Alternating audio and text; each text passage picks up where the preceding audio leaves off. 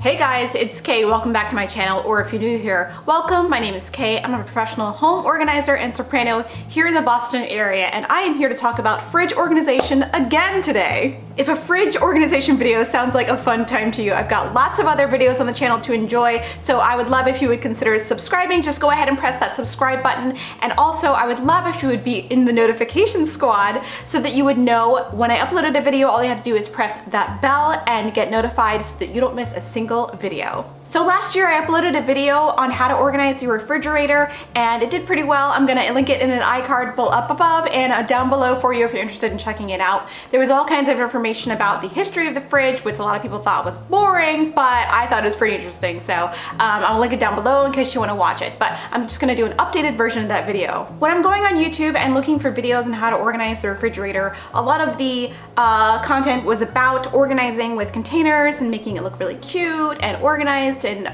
orderly, which is great. Refrigerators should be orderly, you should be able to find things, but I found a big part of what was missing information-wise from a lot of those videos was science. I don't claim to be a scientist. I'm not a scientist, but I did do a lot of science study in college. I was a pre-med student at one point, so I'm very interested in things like chemistry, biology, and things like that. Since the bulk of what we're storing in the refrigerator tends to be a lot of plant life, it's really important to know how plants work, what chemicals affect them, how they ripen, where they should be stored, what kind of temperatures they like. Things like that are really helpful when storing things in a refrigerator. And I'm also going to tell you about some things that are commonly put in here that probably should not be in here. So without further ado, let's go and open my fridge. We have a brand new refrigerator from KitchenAid. It's about 2 years old. It came with our unit. It's got a freezer on the bottom and the refrigerator portion on the top here. And it's been very good to us. So the first thing I want to talk about is temperature. It says 41 because the door is open, and I'm going to close the door in a few seconds to talk about it. But the optimal temperature is about 38 degrees that you want to set your temperature at, because that's the temperature that's going to stop things from freezing pretty much. Not all the time, but most of the time, and keep things optimal for freshness. So 38 degrees Fahrenheit, I think that's about 3 degrees Celsius. If not, I'm gonna put a correction on the screen, but I believe that is the Celsius conversion there. So you wanna keep it about 38 degrees. However, the temperature is not consistent around your refrigerator, you're going to find. That's why I have a little fridge thermometer here. I did a little experiment when I was initially doing this video, and I placed this all around my fridge. I placed it up high, and then I would close the fridge and leave it for a couple hours and go look at the temperature. So there are definitely temperature variations all over your fridge. The cold parts of your fridge tend to be the rear of the fridge and the bottom part of the fridge.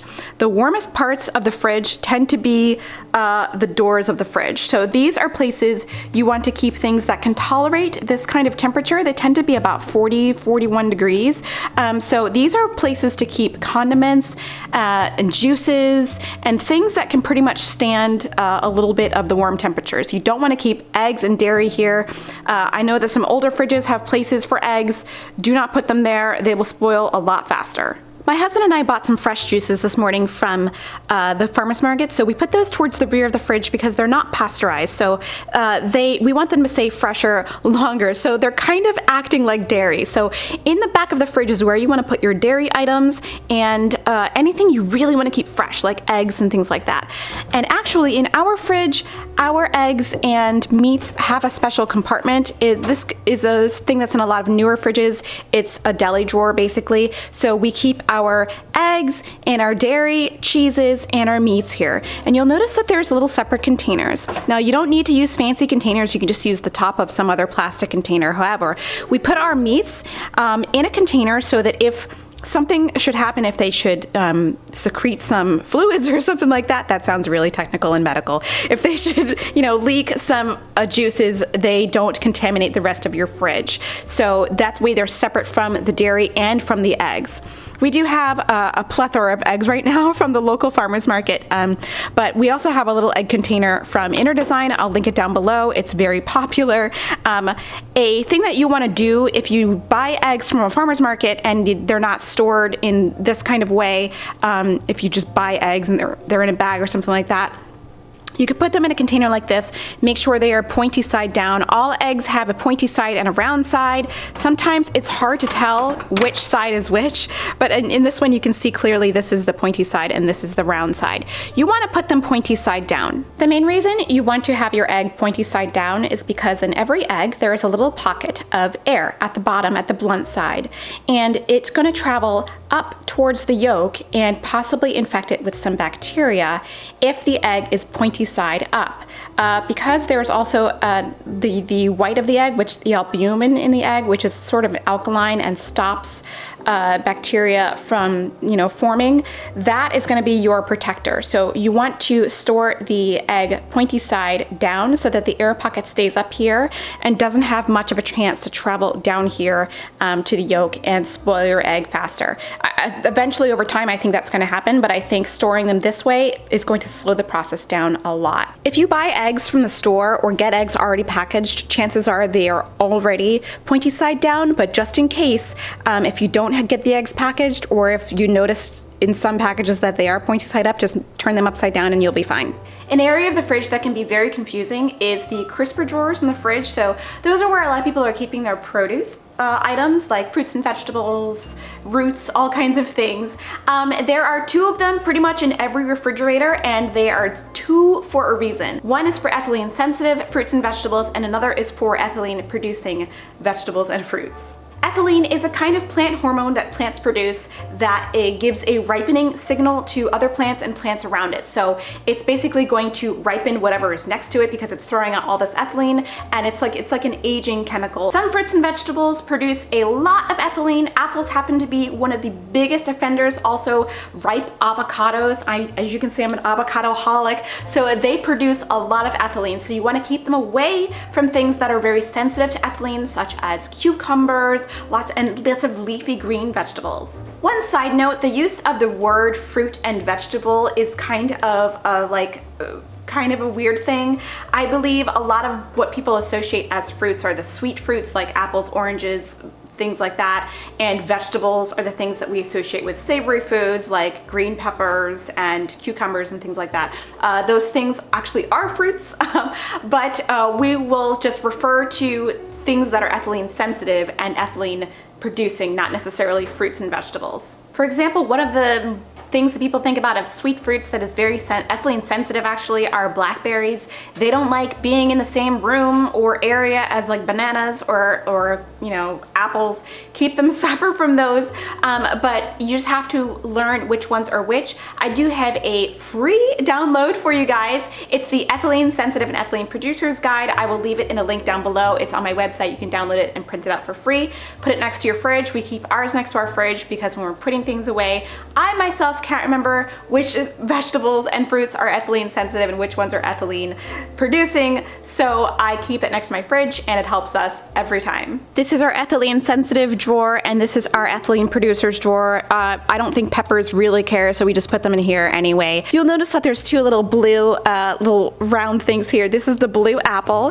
It is a little device that you put in your fridge. It neutralizes ethylene and turns it into carbon dioxide and keeps your vegetables fresher for longer. You need to replace the inserts every 3 months. This is what they look like. And the packet is fully compostable, so you're not putting any crazy things into the environment by using this product. This is one of my favorite things on the planet. It keeps your fruits and vegetables nice and fresh and prevents spoiling and is just a all fabulous product. Because we can't keep all of our fruits and vegetables that are together because these are just a certain size and we eat a lot of fruits and vegetables, I have purchased some outside containers to store some extra things so that they are protected from, whatever air and ethylene that's going to be cycling around in here. So I've got this little guy for beans, we've got this big guy for lettuce, and this little dude for berries. We bought these berries from the farmer's market this morning and they were kind of exposed to the air, so I transferred them to this container. If your berry container has that little white piece of paper at the bottom, you don't need to worry about it. That is designed to absorb ethylene and all kinds of things and keep your berries fresh. So keep it in that container, you are good to go. I also have a little container back here that I put cut vegetables. Once I cut them, I put them in this container so that they don't get all crazy in this one, because cut vegetables tend to I notice they tend to get lost. So this is from Inner Design. I will also link this down below, and I've written on it with some chalk marker just to make it cute. So in my refrigerator, I basically have zones. These two shelves tend to be allocated for leftovers. This is allocated for pretty much avocados and Clover's bully sticks. We do have a dog who sometimes he doesn't finish his whole bully stick, so I will stick this in here to keep it from spoiling. And this tends to be the produce extra overspill area, and this tends to be beverages, like we've got our juices back there, and the sides are for condiments and sauces, and we also have herbs. The best way to store some herbs, particularly like basil, is to put them in some water like they were flowers and put a plastic bag over them. Not super glamorous, and I actually have purchased one of those fancy herb keepers from Progressive. It didn't work very well for me. This is the tried and true method.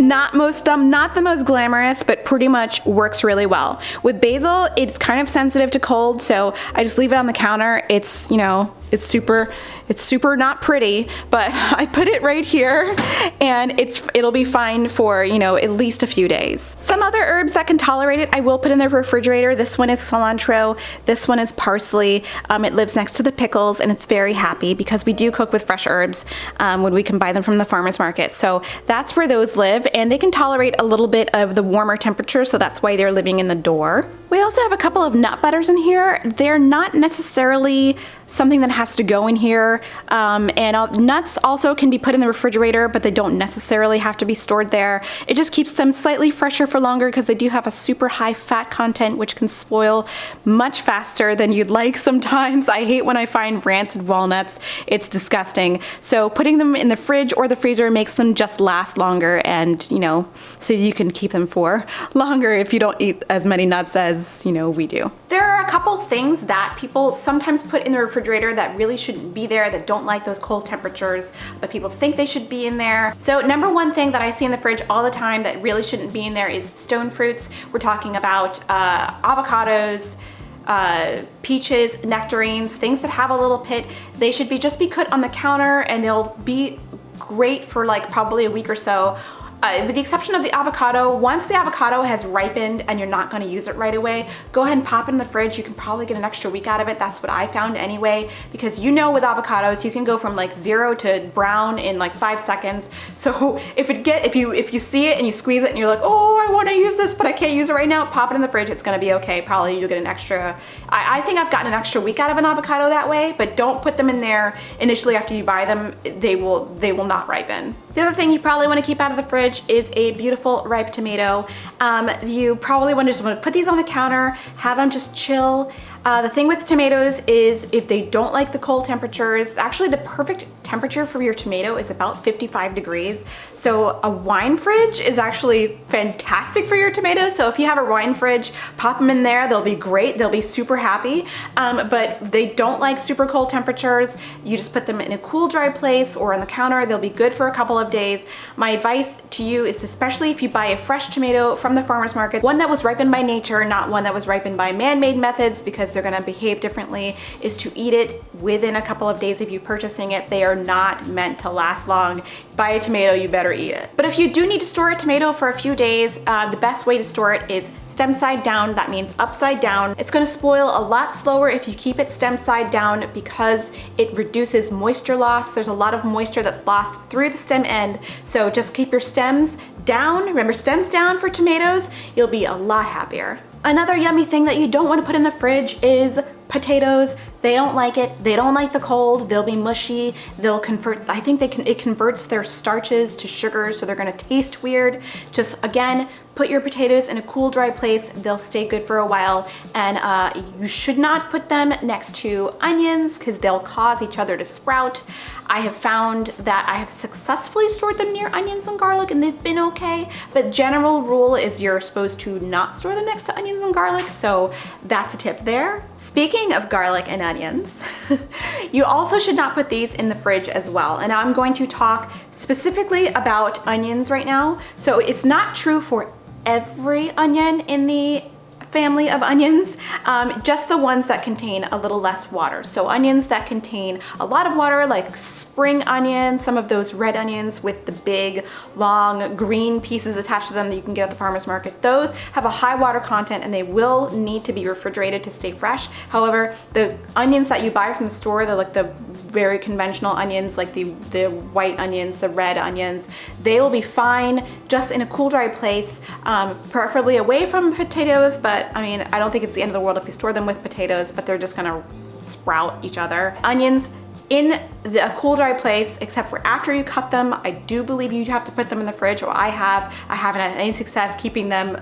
cut and not having them in the fridge. So after you cut them, you can keep them fresh for a couple of days in the fridge. I do notice that it does change the taste a little bit of the onion, but you know, if you can't use the onion, the whole onion, it's not the end of the world. Just pop it in the fridge for another day or two and you'll be fine. All right, you guys, that's it for my updated fridge organization video. If you learned something or you like this video, smash that like button, give me a big thumbs up, and share this video with anyone you think would get a kick out of it or would need this information. If you guys liked my videos, please subscribe. I publish 3 times a week, and I'll see you in the next video. Bye. Stay neat. Something struck me.